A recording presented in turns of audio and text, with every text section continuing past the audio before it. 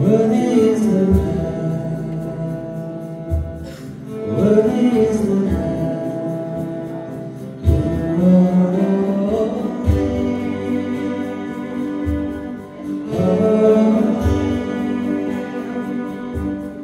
are you, Lord God Almighty? Worthy is the Lamb. Worthy is the Lamb.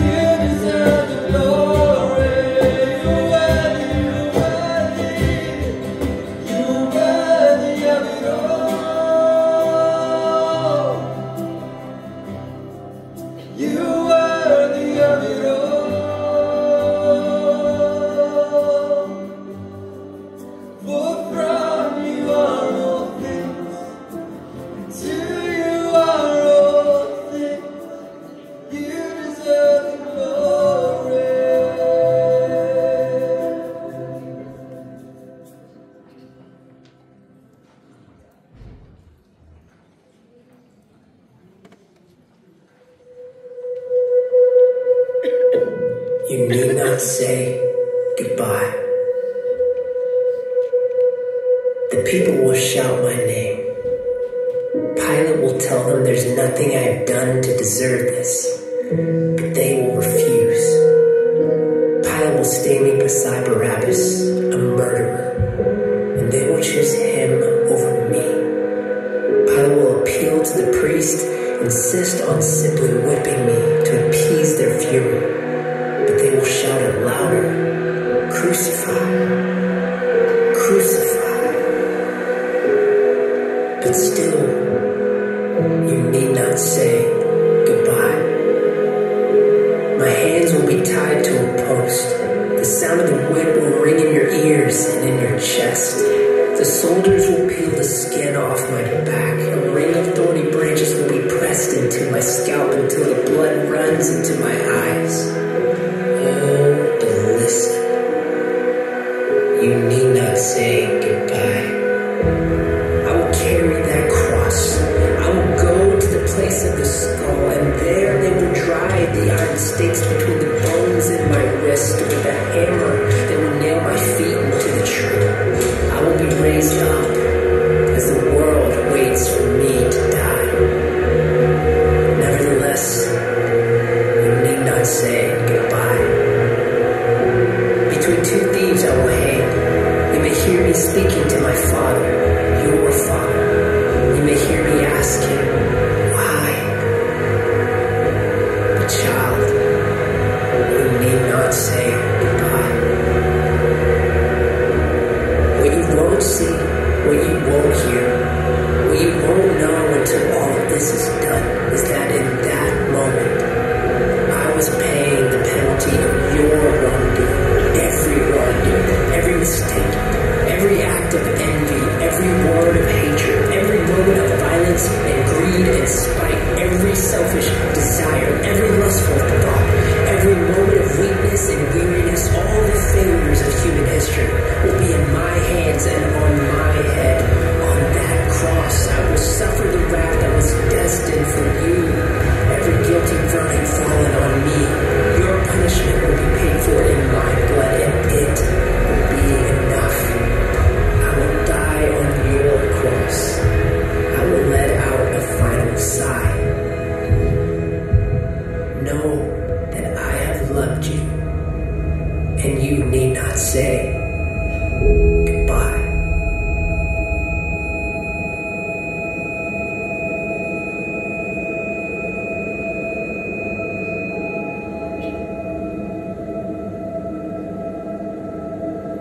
if you absolutely must say the word goodbye, then say it like this. Goodbye, fear. Goodbye, sorrow. Goodbye, rejection. Goodbye, shame. Say it like this. Goodbye, guilt. Goodbye, condemnation. Goodbye, all the regrets of the past. Look up at the cross and speak the words. Goodbye, addiction. Goodbye, chains. Goodbye, hopelessness. Right here in this place, say it aloud. Goodbye, captivity. Hello, freedom. Goodbye, loneliness. Hello, belonging. Goodbye, defeat. Hello, victory. This is the end of the curse. This is the demise of the serpent. This is all debts paid. This is, it is finished. Goodbye all the powers of hell. Goodbye darkness. Goodbye dread. Goodbye every sin. Go ahead and say goodbye death.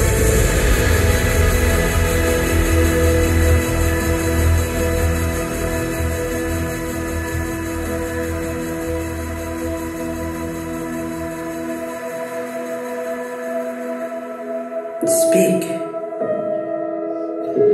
Be free. But don't say goodbye to me. Yes, you'll see them put the spear in my side. But remember, it's only Friday. So, you need not say goodbye.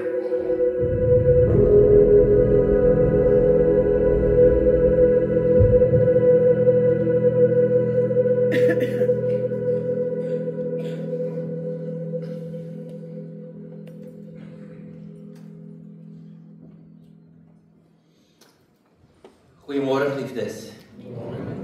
Ek groet julle op die geskiedkundige dag wat bekend staan as Goeie Vrydag, Donker Vrydag. Die dag toe Jesus se lyding gekulmineer het en die grootste lyding wat daar kan wees tot by sy dood. Maar ons weet, omdat ons kan terugkyk, it is only Friday. Sunday is coming. Mag die Here vir jou en jou geliefdes wat hier is, ryklik seën. Dis wonderlik om julle hier te hê. Mag julle saam op reis wees, so die laaste tyd van Jesus se aardse lewe, tot by sy kruisiging en sy sterwe. Ek het net so enkele aankondigings om julle onder julle aandag te bring. Die dag van môre staan bekend in die geskiedenis. Vandag Goeie Vrydag, môre is Stil Saterdag. Wat ons kan dink dat daar niks gebeur het in die geskiedenis van die wêreld nie. Maar dis 'n dag wat God aan die werk was en aan die dink was om die wêreldgeskiedenis op sy kop te kom keer. Hy was besig daarmee. Die wêreld was in rou en verslae of in oorwinning, maar God was in beheer. Sondag, soos die Here wil, vier ons Opstanding Sondag. Daar is 2 eredienste Sondagoggend. Die eerste is 7:15. Dis ons sonsopkomsdiens. Bietjie moeilik om die son hier te sien opkom, want voor jou hoogte se koppie maak dit dat die son so 'n bietjie langer daar bly, maar dit gaan lig wees. So ons nooi julle uit, die van julle wat wil, bring ons op 'n kampstoel saam, bring vir julle 'n piknik saam, 'n koffietjie en 'n paasbolletjie of wat ook al. En dan kom kuier julle saam en ons gaan waar ons vandag ophou. Daar gaan ons Sondag aan. So ons nooi julle uit. Dit gaan min of meer tot so 8 uur se kant aangaan, of 8:15. En dan is daar ook 'n tweede diens om 8:30 wat hier in die kerkgebou is. Die weer lyk gunstig, dalk 'n bietjie bewolk, maar ek glo dit gaan 'n heerlike oggend saam wees om die opstanding van Jesus te vier. Kyk of daar nog iets, ja. Dan die ander dingetjie, ons sê baie dankie aan ons kreatiewe span vir die gereedmaak van ons kruis. Daar is wit asters in, vars almal ingesit gisteraand. En hierdie wit blom moet ons herinner daaraan dat Jesus sy lewe afgelê het. Ons is as ware by sy begrafnis. En ons wil ook erken dat jy in jou lewe verliese al gehad het. Dalk so onlangs soos verlede week of 2 weke terug vroeër die jaar of eers dink ons aan iemand wat jy aan die dood afgestaan het, 'n significant others in jou lewe, mense wat 'n impak in jou lewe gemaak het. Mag dit ons daaraan herinner vandag. Maar ons wil graag daai blommetjies wat jy nou sien daar by die oop graf. Sondag wil ons graag gekleurde blomme insit. So ons nooi julle uit om blomme saam te bring. Al bring jy net 2, hulle moet 'n kort steeltjies hê, kom druk julle dit daar in die kruis, dat ons dit ophelder en vrolik om so die opstanding van Jesus Christus te vier. Daar sal ook by die deure vandag 'n dankoffer-insameling wees, en dan nooi ons julle uit om saam die ervaring te hê van in die voetspore van Jesus stap tot by sy kruis te gaan, en waar ons saam gaan vier as ons net nou die nagmaal gaan gebruik. Ons gaan nou eers begin met 'n kort videoetjie. Kan ek gou sien waar's al die kinders? So 'n hele klomp hier voor, daar is 'n klomp. Hierso is goed. Dis 'n kort videoetjie wat Jesus se offer wat hy gebring het vir ons in 'n animasie kom gee. So kom ons kyk daarna, ons almal kan iets daaruit leer en dan gaan ons in beweeg in die res van die erediens.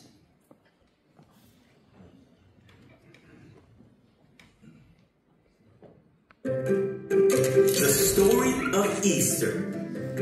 Jesus' sacrifice. This is Jesus, who is the Son of God and the Savior of the world. While Jesus was on earth, he taught everyone about God's love and healed people from their sickness. He did many miracles like calming storms, and even raised people from the dead.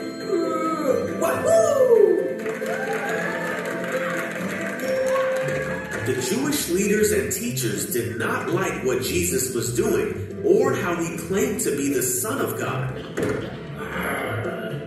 And so they made a plan to arrest him to get rid of him once and for all. Judas, one of Jesus' disciples, agreed to betray Jesus. Come here. And give him over to the religious leaders for some money. Jesus was in a garden praying, and Judas showed the man who Jesus was. Jesus was arrested and taken to the rulers of the land so that they could decide what to do with him. Jesus was presented before the high council, and they asked him if he was the Messiah, the Savior of the Jews. They asked him if he was claiming to be the Son of God. You say that I am. And the council was furious, and they shouted that Jesus was guilty, and he deserves to die. So they took Jesus before the Roman ruler Pilate, and he heard the case against Jesus. Pilate didn't think that Jesus had done anything wrong. They found him to be innocent, so Pilate said that he would punish Jesus and then release him. But the crowd kept screaming louder and louder, "Crucify him, we want him dead!" And because of the pressure of the crowd, Pilate turned Jesus over to the Roman soldiers to be crucified.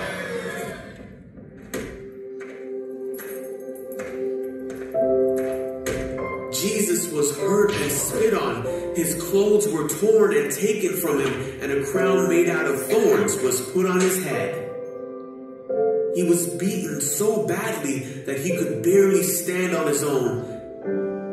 And then he was forced to carry his cross so far up a mountain that he needed help because he could not do it on his own.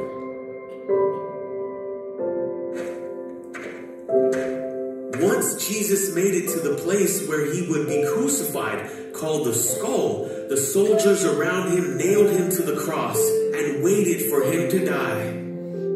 While Jesus was hanging on the cross, many people shouted to him, "If you really are the Son of God, save yourself from the cross." But Jesus knew he had to die to forgive his people for their sins. noon, darkness fell across the whole land. 3 hours later, Jesus took his last breath and finally died.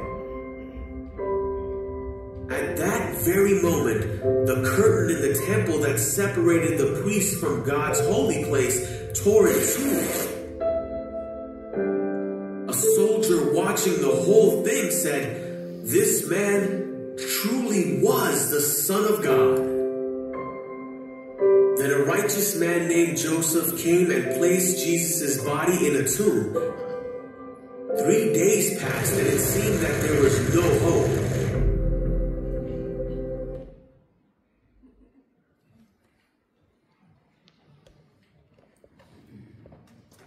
Ons kan staan en dan gaan ek vir ons bid en daarna gaan ons in lof en aanbidding voor die Here kom.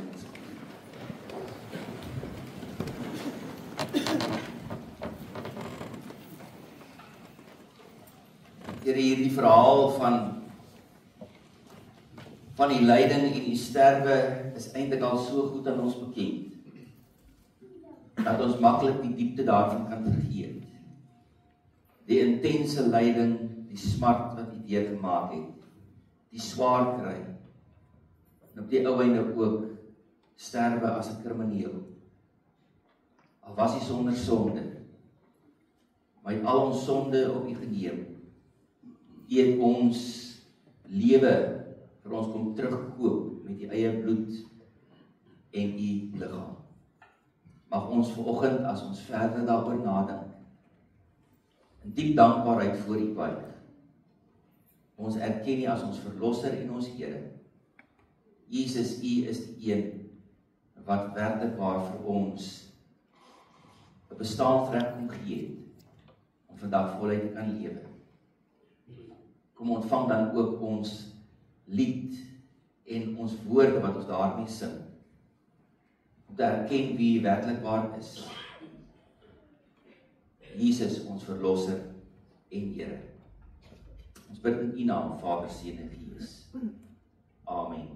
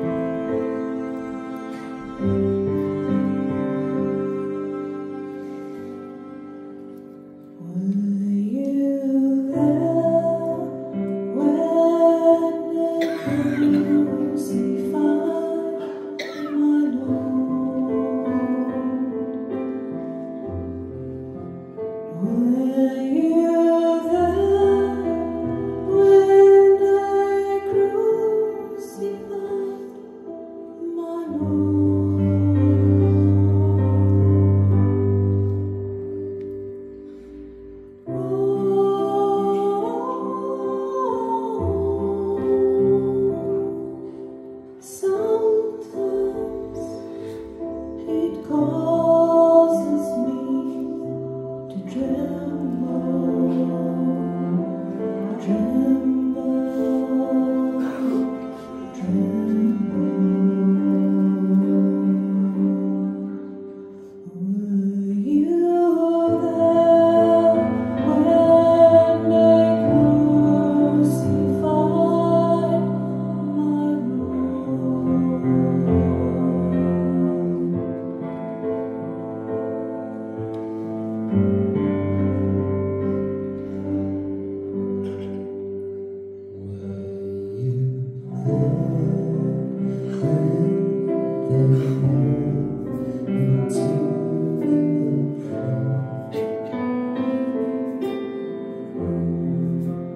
Were you there when they nailed me to the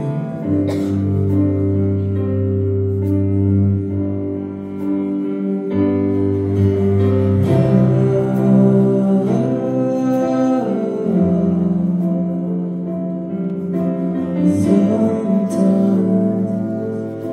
it causes me to tremble.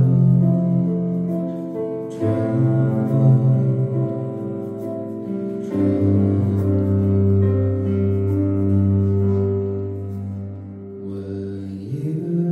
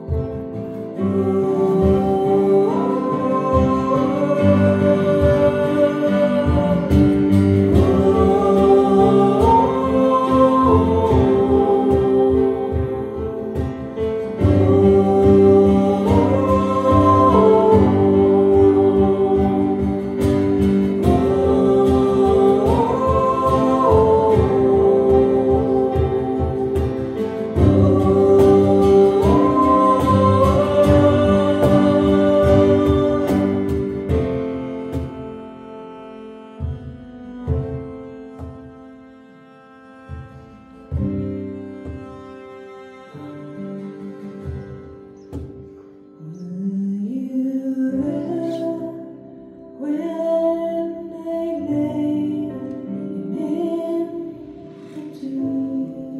to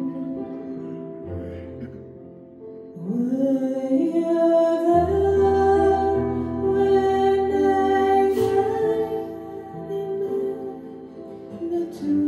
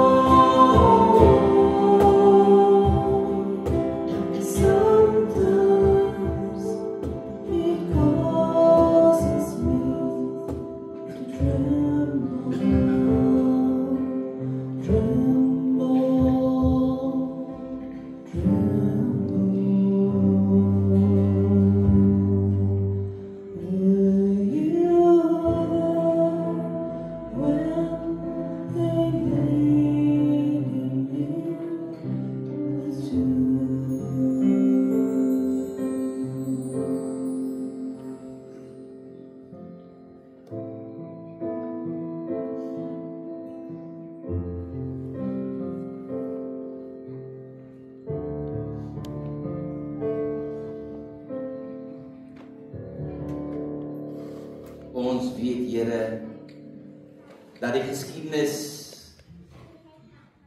nie uitgewis kan word nie.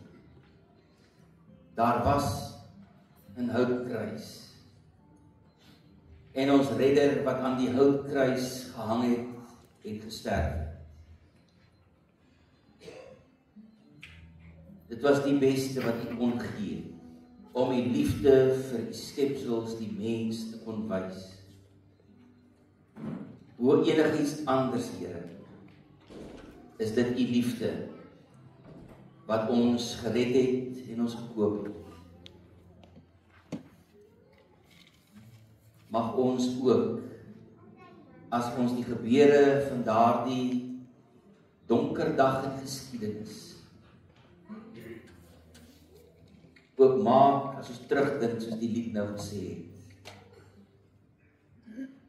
I tremble.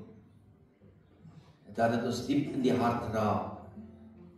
Dat dit ons hele wese vasgryp om te besef, dit het Jesus vir my gedoen. Al my skuld, al my sonde, al my verkeer, dinge wat ek gedoen het en dinge wat ek nagelaat het om te doen, dit alles het U op U geneem.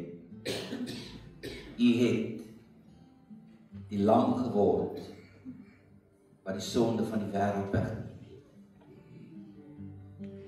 Ten spyte van ons hart wat ontroerd is en deur mekaar is, en ons trane wat vlak lê, en ons liggaam wat aan die bewe gaan, is ons diep dankbaar. Vader, vir die liefde. Jesus, vir die gehoorsaamheid tot in die dood. Ja, die dood aan die kruis. Kom en stof ons gedagtes af oor daardie groot gebeurtenis, wanneer ons die woord lees en dit gaan gedink, daaroor gaan nadink. Ons bid in U naam, Jesus, ons verlosser en Here. Amen en amen.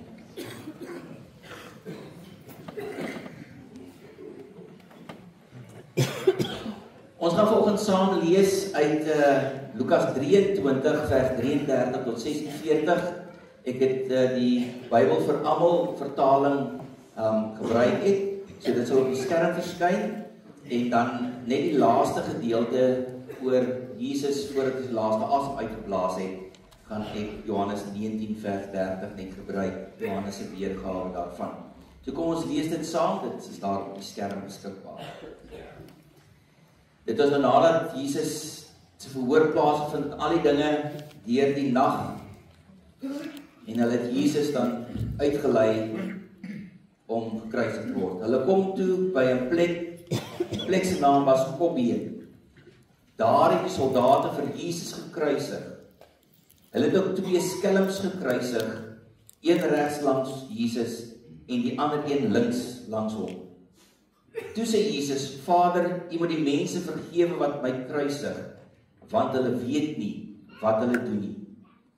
Die soldate wat vir Jesus gekruisig het Jesus se klere gevat. Hulle het loetjies getrek om te besluit watter klere elkeen moet kry. Al die mense het daar gestaan en kyk wat gebeur.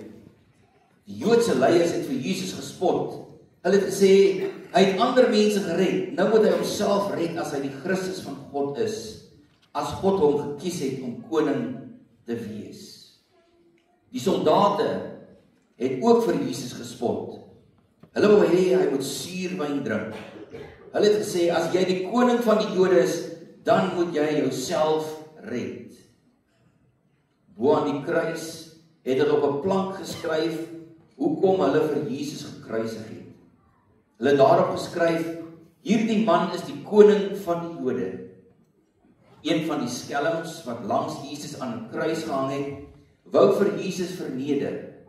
En hy het gesê, o jy, sê jy is die Christus, dan moet jy jouself red en ook vir ons. Maar die ander skelm het gesê, hy moet stil bly. Hy het gesê, is jy nie bang vir God nie? Want hulle straf jou soos hulle vir Jesus straf. Dit is reg dat hulle ons straf, want ons het verkeerde dinge gedoen. Maar Jesus het niks verkeerd gedoen. Toe sê hy vir Jesus, Jesus, dink aan my wanneer God vir U koning maak. En Jesus het vir hom gesê, ek sê vir jou, en dit is seker, vandag sal jy saam met my in die paradys wees. Dit was omtrent 12 uur die middag. Dit het donker geword oor die hele land. Dit was donker tot 3 uur die middag. Toe dit donker word, het die gordyn in die tempel van bo tot onder geskeur. Dan Johannes 19 vers 30, Johannes se weergawe, En Jesus het hard gesê, nou het ek my werk klaar gedoen. In die standaard Afrikaans, dit is volbring, in die Grieks, tetelestai. Hy het sy kop vorentoe gebuig en hy het gesterf. Dit was Vrydag.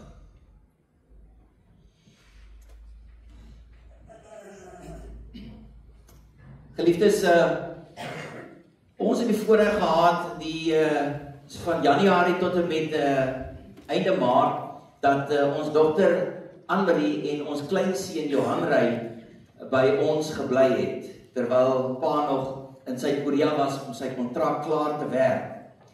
So is 'n wonderlike voorreg gewees, maar daar was 'n gebruik gewees wat hulle lyk my al verlede jaar aangeleer het met Johan Ry. As hy nou daar by die aandete is, gewoonlik by die aandete gewees, dan het hy nog in sy stoeltjie gesit toe hy by ons gekom het. Nou is hy 'n bietjie meer mobile, maar dan het hy daar gesit en gewoonlik hier by die laaste ete van die dag was hy nog nie altyd meer baie honger nie, want hy het sy etes gehad, hy het sy snacks gehad, en sy drinkgoedjies en al daai dinge. En wanneer dit op die oog afgelyk het of hy nou genoeg gehad het om te eet, dan het hy die gebruik gemaak en Anne dan vir hom gevra, klaar! En dan met hande wat wys en met 'n paar geluide wat uitkom, dan sê hy, klaar, klaar, klaar, klaar. Klaar beteken afgehandel. Klaar beteken iets is voorberei. Wat in gereedheid gebring is. Klaar beteken die einde. Iets is verby. 'n Taak is voltooi. Klaar. Ek wil julle vinnig neem na die kerkjaar toe, want dit is belangrik dat ons as kinders van die Here sal weet waar begin ons kerkjaar en waarheen lei dit, waar pas alles wat ons doen, soos ook hierdie goeie Vrydagdiens, waar pas dit in die hele verloop. Nou die kerkjaar is anderste as ons gewone kalenderjaar wat van 1 Januarie tot 31 Desember loop. Dis anderste as die finansiële boekjaar wat van 1 Maart tot 28 of 29 Februarie loop. Die kerkjaar begin by einde November, 4 Sondae voor Kersfees. En ons noem daardie tydperk Advent. Advent in sy diepste betekenis is ons het hierdie lewende verwagting dat die verlosser, redder, Jesus Christus weer gaan kom. Net soos die eerste gelowiges gewag het op die koms van die verlosser wat in die Ou Testament, die Messias wat aangekondig is. Daarna 4 weke later vier ons Kersfees, die geboorte van Jesus Christus. En dan is daar nog 'n paar dinge wat gebeur, maar dan is daar 'n lang tydperk van 40 dae wat aanbreek, wat ons noem lydenstyd, wat begin met Aswoensdag. En Aswoensdag is gewoonlik hierso so in Februarie, Maart se kant. Daar's 'n lang verduideliking om die datums elke jaar skryf, maar dis nie nou die tyd daarvoor nie. Maar dit is 40 dae voor Palmsondag. Die groot lydensweek het ons, of Palmsondag, verlede Sondag gevier, en die afgelope week het ons die groot lydensweek gevier. Daar's gebedstasies as julle dit sou wou doen in julle tyd daarvoor, om dit deur te stap. So Palmsondag het gesê, Jesus het daar op die donkie ingery, met die palmtakke en die klere wat die mense gewaai het, op die grond gegooi het. En het gesing, Hosanna aan die een wat kom in die naam van die Here. Die verlosser was daar. Maar toe breek Maandag aan, wat ons noem Heilige Maandag. En dis die tydperk wat Jesus in die tempel ingaan en hy gesien hoe die mense handel gedryf het met goed wat verkoop het as offers. Daar was geldbeslaers gewees, en ons weet wat hy gedoen het. Hy het die tafels omgekeer, uit die stalletjies uit mekaar uitgeruk. En hy het gesê, hierdie plek sal wees 'n huis van gebed, nie om handel te dryf nie. Die Dinsdag het Jesus die mense nog in die tempel geleer, en hy het uitbeweeg na die Olyfberg toe, en 'n klomp mense om gevolge daar in sy groot toespraak ook plaasgevind. Maar in daardie dag het die geestelike leiers van die dag het bymekaar gekom en Jesus se dood begin beplan. Woensdag Heilige Woensdag staan ook bekend as Spioenwoensdag. Dis die dag toe Judas Iskariot, soos ons daar die videoetjie gesien het, Judas Iskariot gekom het na die geestelike leier en gesê, ek sal vir julle wys waar Jesus is. En hy 30 muntstukke daarvoor gekry uit Jesus verraai. En toe preek donderdag aan. Engels praat van Maundy Thursday. Dis 'n donker dag wat begin het met Jesus en sy disippels wat die laaste avondmaal gevier het, die Pasga. Die uitbeweeg na Getsemane waar Jesus gebid het, sy disippels nie kon wakker bly nie.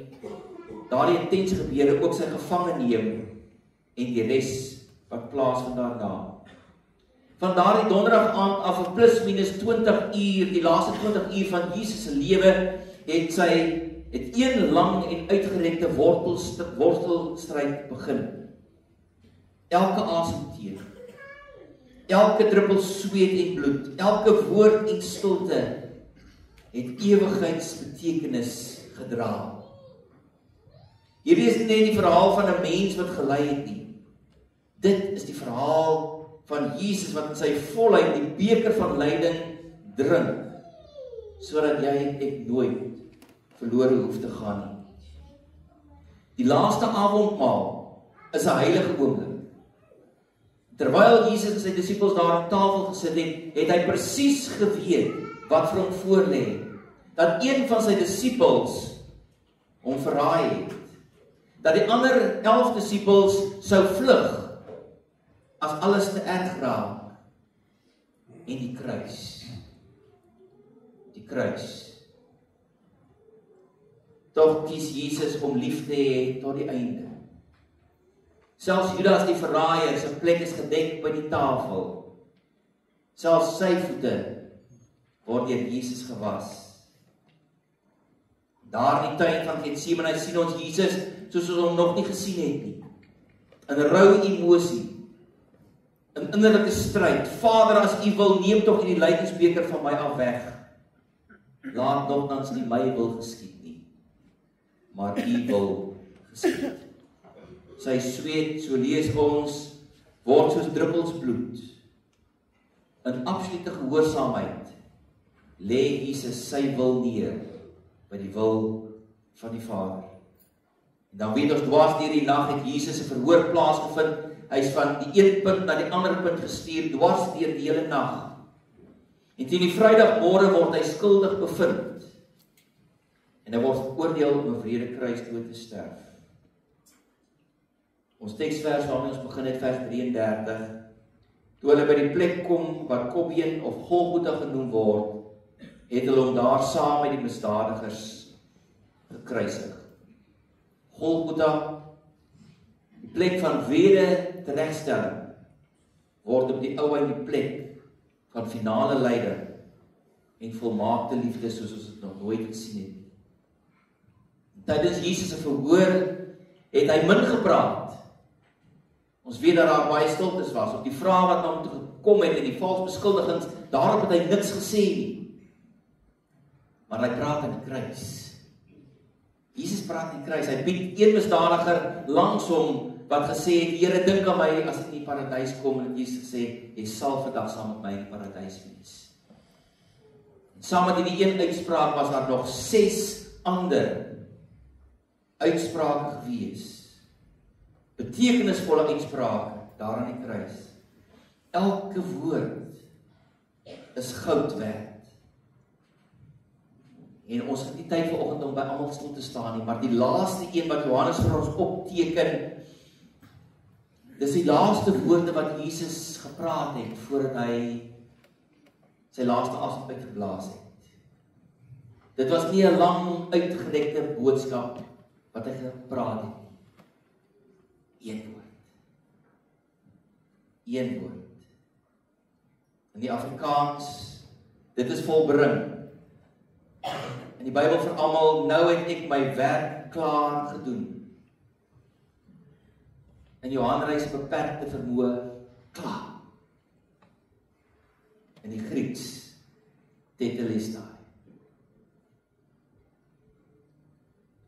Tetelestai. Dit kom die woord vandaan. In die ou tyd, as jy 'n skuldbrief gekry het, alhoewel jy koop iets op krediet, soos wat ons dit het, kry jy 'n nota, en soos jy dit afbetaal, raak die bedrag minder. En wanneer hierdie bedrag wat jy skuld klaar betaal is, dan word daar op daardie nota geskrywe tetelestai. Met ander woorde, die volle bedrag is betaal. In ons geval, die wêreldgeskiedenis geval, die skuldbrief van sonde is afbetaal. Die werk van verlossing wat Jesus gebring het, is klaar. Daar in die kruis was dit nie 'n fluisterstem van moedeloosheid nie. Dis nie 'n roep van nederlaag gewees nie. O nee, dit was klaar 'n oorwinningskreet gewees. Al het Jesus sy laaste asem direk daarna uitgeblaas. Want die werk was voltooi. Die skuld is betaal. Die offer is deur God aanvaar. Die poorte van die hemel is oopgesluit. Hebreërs is baie keer nie 'n maklike boek om te verstaan nie. Die wyse waarop daai Grieks geskrywe word, maak dit vir ons moeilik om te verstaan, maar hier sien ons wat die Hebreërskrywer doen, en hy kom sê, wat het Jesus kom doen op aarde? Wat was sy hoofmissie gewees, sy opdrag gewees? Daar staan, die stukkie net vooraf praat van mense wat aan die Here behoort. Aangesien hierdie kinders mens van vlees en bloed is, het hy ook net soos hulle mens geword. Dit het hy gedoen om deur sy dood die een wat mag het oor die dood, dit is die duiwel, te vernietig. Jesus het mens geword, vlees en bloed soos jy en ek, en gesterf as 'n mens, maar deur sy dood het hy een ding kom doen, om hy wat mag het oor die dood, om daardie een te kom vernietig. Hy het Satan se mag kom breek. Die duiwel wat sterker was as enigiets anders op daai stadium, hy het sy mag kom breek. Amen.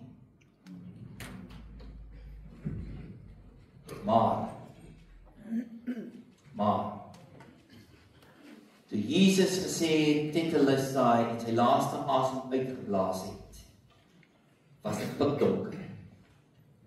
Was dit letterlik nag. Die son het nie geskyn. Almal was bedroef. Terwyl ons geliefdes vanoggend stil gestaan het by die laaste ure van Jesus se aardse lewe, sy liefdevolle oorgawe, sy lyding, sy sterwe, kan ons ook voel, maar dis nag. Dis alles donker. Alles verlore, want dit was die eerste ervaring wat sy moeder en die ander vroue, die disippels en volgelinge gehad het. Is alles verby, alles verlore. Die vyand het gewen. Die vyand het gewen. Wat het Jesus se volgelinge gedoen? Uit vrees vir hulle eie lewe het hulle weggehardloop en hom net daar gelos, dit wat Jesus gesê het gaan gebeur. Die Romeine en die Fariseërs vier die oorwinning, want die koning wat sou kom en 'n nuwe ryk kom vestig, is dood en sy mag is gebreek. Die duiwel lag. Die verlosser is dood en hulle wat in hom geglo het, het begin twyfel. Dis vir hom 'n moment gewees om in te gryp en daardie mense finaal weg te rokkel van God af en deel van sy mag te maak. Dat te lei tot die ewige verderf. Maar ek wil dit nou begin afrond met 'n finale ware verhaal. Dalk ken julle hierdie verhaal en hierdie skildery. Maurice Resch, 'n Duitse skilder, het in 1799, baie jare terug, 'n beroemde skildery geskilder en die aanvanklike titel wat hy daarvoor gegee het is The Chess Players. Die titel is later verander na Checkmate. Aan die linkerkant sien ons in rooi die duiwel wat daar sit. Hy sit met die koningin van die man oorkant hom en hy het so 'n grijnslag op sy gesig. Aan die ander kant sit daar 'n kind van die Here. Iemand wat Jesus as verlosser en Here bely. Hy's benoud. Hy's moedeloos. Hy voel oorweldig want die Satan het sopas vir hom in skaap gesit. En volgens die beskrywing van die skildery 'n skaapmat. Hy het gedink, hy het verloor. Dis verby. Die duiwel glimlag, die spel is verby, of so lyk dit. 90 jaar later, in 1888, het Paul Morphy en Reverend Harrison 'n kunsgalery besoek waar hierdie skildery uitgestal is. Morphy, as die van julle wat skaap ken, is een van die mees bekende skaapmeesters van alle tye. Natuurlik, toe hulle deur die kunsgalery gestap het, het hierdie skildery hom aangegryp, want dit is dan sy spel wat hy speel. En hy het gaan staan by hierdie skildery en het alles mooi bestudeer. Na 'n lang kyk en 'n diep kyk, toe sê hy die volgende: The title of this painting is wrong. Hulle moet die titel van hierdie skildery verander, of die skildery self moet verander word. Because the king has one more. The king has one more move. En as die koning nog een skuif het, is die spel verseker nie verby nie. Vriende, dit is Goeie Vrydag se geheim. Al lyk dit of die duiwel gewen. Al is Jesus se liggaam van die kruis afgehaal en in die graf geplaas en die klip voor dit gerol en verseël. God is nog nie klaar. God is nog nie klaar. Selfs in die doodse stilte beplan die koning sy laaste skuif. 'n Beslissende skuif, een wat nie net die spel verander het nie, maar die hele wêreldgeskiedenis herskryf het. En met dit in gedagte, geliefdes, nooi ek jou om by die nagmaaltafel te kom inskuif. Terwyl ons die nagmaal gebruik, gaan ons dink aan Jesus se liggaam wat gebreek is en sy bloed wat gevloei het. Tekens van wyn en brood of druiwesap, tekens van Jesus se groot offer wat hy gebring het. Maar dit is ook tekens van sy oorwinning wat kom. Want soos ons eet en drink, verkondig ons net Jesus is dood nie. Ons kyk vooruit na die skuif wat God nog gaan kom, wat van God gaan kom. So ek nooi jou uit, kom na die tafel van hom wat gesê het, dit is volbring. Tetelesta. Kom met geloof, selfs al voel dit soos 'n donker Vrydag. Die kant baie jare gelede het gesê, it is Friday, but Sunday is a coming. Dit is vandag Vrydag, maar Sondag kom. Paasondag is op pad. En die koning het nog een beslissende skuif. The darkness and the closed tomb was not the end. It was the beginning of something spectacular. Geliefde, Sondag, soos die Here wil, vier ons Paasfees. Vier ons die opstanding en lewe. Juig ons oor God se volgende beslissende skuif in die wêreldgeskiedenis. Amen. Vra dat ons begeleidingsgroep na vore kom. Klein julle kan gereed maak, daar gereed te bring. Ons nooi julle uit om saam die nagmaal te vier. Daardie tekens met sy diep, ryke inhoud.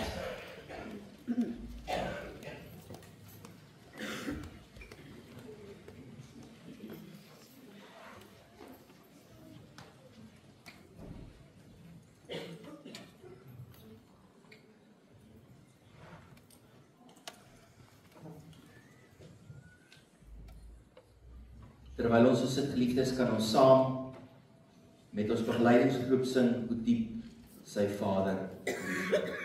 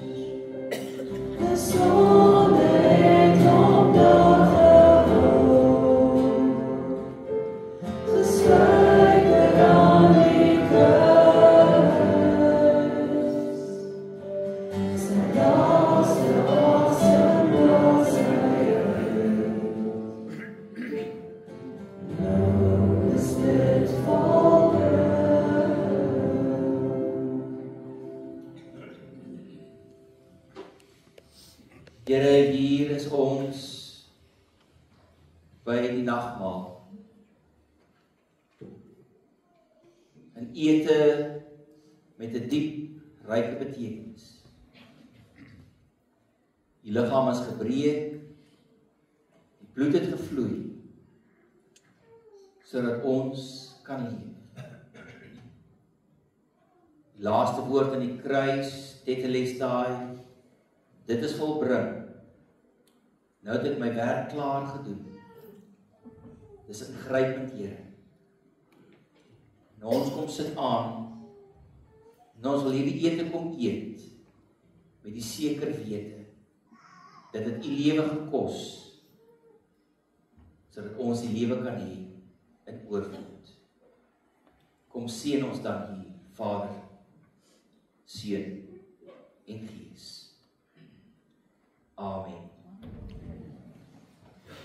Ek wil net 'n aanduiding kry, jy sou by die deur brood en wyn of druiwesap kry. Is daar dalk iemand wat oorgeslaan is? Hier is vir ons dienswerkers om te bedien en vir U te bring. Kan net vir ons 'n duidelike aanduiding gee?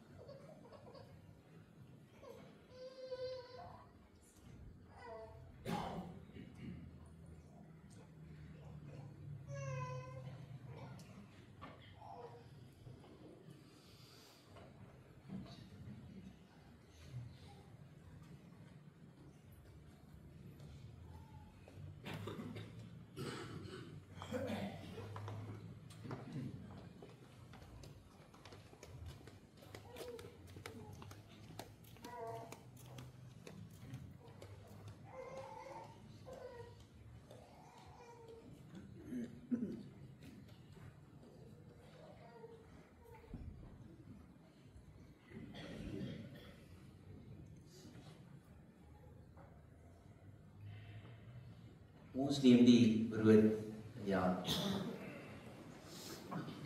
Jesus was saam met sy disippels by die avondmaal, die Pasgamaal.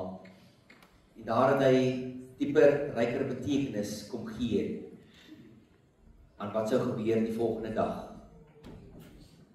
Here, ons dank U vir hierdie brood. 'n Klein stukkie brood wat ons daaraan herinner. Jesus het vir ons gesterf. Sy liggaam is vir ons gebreek. Ons ontvang dit as hierdie ete wat ons vir tyd en ewigheid sal versadig geestelik. Dankie hiervoor Jesus, ons verlosser en Here. Amen. Geliefdes, neem, eet, dink daaraan en glo dat Jesus se liggaam gebreek is tot 'n volkomme versoening vir al jou sonde.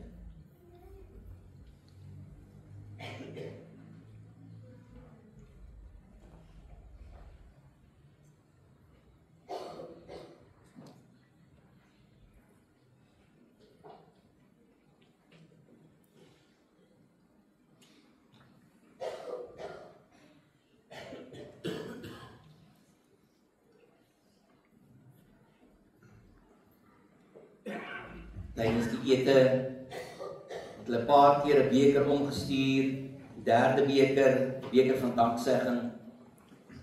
Toe daardie beker omgestuur is, het Jesus sy Vader gedank. Vader, ons dank U vir hierdie stukkie druiwesap of stukkie wyn, om ons juis daaraan te herinner dat U leeg gebloei het aan die kruis op Golgotha. Dit het net 1 druppel gekos ons almal skoon te was van sonde en ongeregtigheid, tot by daardie punt wat U kon sê, klaar, dit is daar. Ons dank U vir hierdie beker, hierdie wyn, die druiwesap. Amen. Geliefdes, neem daarom, drink en glo dat Jesus se bloed gevloei het tot 'n volkomme versoening vir al jou sonde.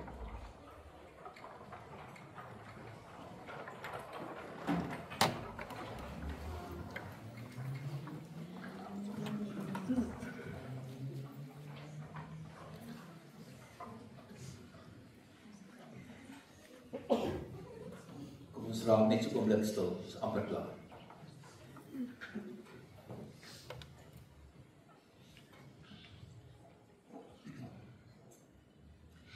Dit was nie die spykers wat Jesus aan die kruis gehou het nie.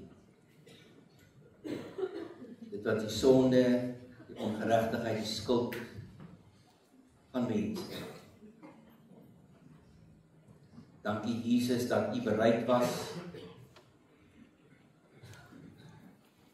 gehoorsaam was op hierdie aarde soos 'n mens te kom lewe en te kom sterwe soos 'n krimineel, leeg te bloei sodat die mag van Satan gebreek kon word.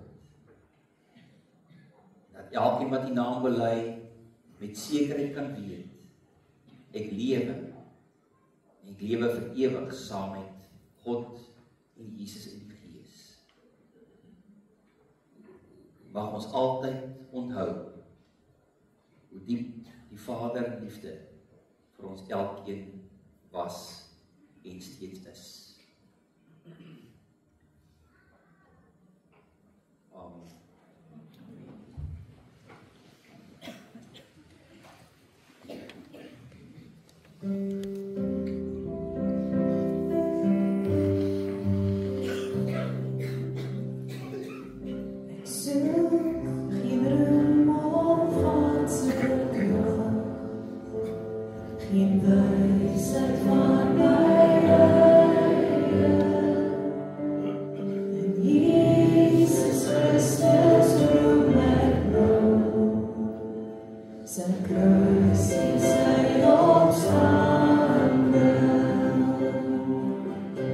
Zijn liefde zo oneindig groot.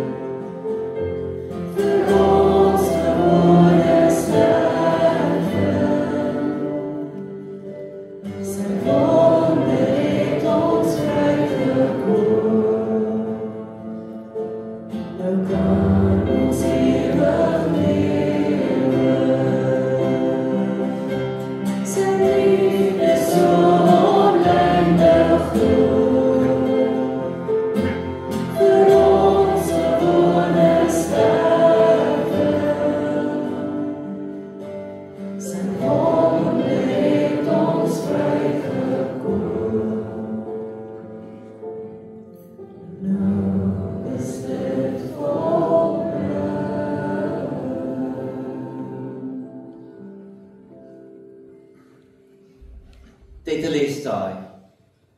Dit is volbring. It is finished. Klaar. Of